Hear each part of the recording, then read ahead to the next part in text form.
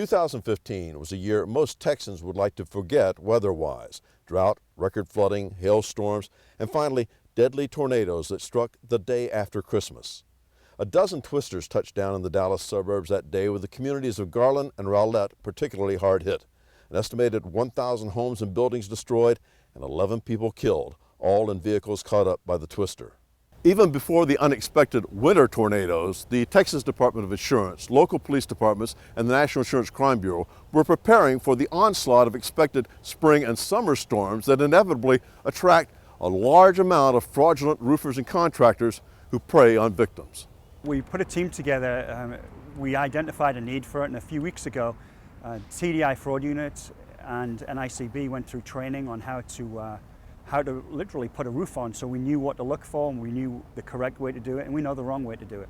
We've seen that they've put delays on permit issuing, 10 to 14 days, which gives the in-town contractors the opportunity to get in here, and they've already been registered, already permitted, so they know who they are, they're more trustworthy. We have a lot of people coming in from out of state, out of town, that are coming in here basically 2 trucks and a truck trying to get roofing jobs, and not knowing what their intent is, we can only assume that it's not good.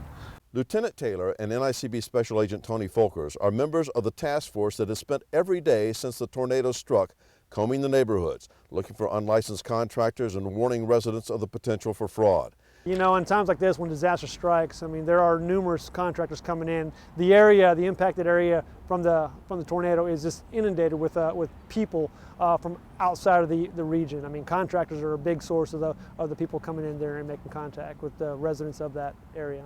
This crew was ordered to stop working on a roof until the company's owners could be located and provide proper permits. This company had been hired by the homeowner after doing background research on the company, and they quickly provided copies of the required permits to show they were authorized to work in the city. Another home was deemed a total loss by the insurance company, but the owner said that didn't stop unscrupulous contractors from soliciting them to do repairs. Basically hand out cards, flyers, saying they'd buy our house, maybe we could rebuild it, kind of scenarios. It's maybe a slowed down the past couple of days. It's a shame when people go through stuff that you have to worry about the people who try to come out and scam you, you know, based on your emotions and what have you. The advice to homeowners applies here and anywhere a disaster strikes. Work with your insurance company to settle your claims. When hiring a contractor, get more than one estimate and demand references. Get everything in writing. Be leery of anyone going door-to-door soliciting business. Ask to see a driver's license and a permit from the local police or building department. Never sign a contract with blanks left unfilled. And never pay up front or in full until the work is complete to your satisfaction. There are no licensing requirements in the state of Texas for a general contractor or a roofer. There are 2 associations, one local up here in the North Texas area and a state association that vet roofers that join their associations. A good place for consumers to go to start looking for a reputable roofer. For the National Insurance Crime Bureau, I'm Roger Morris.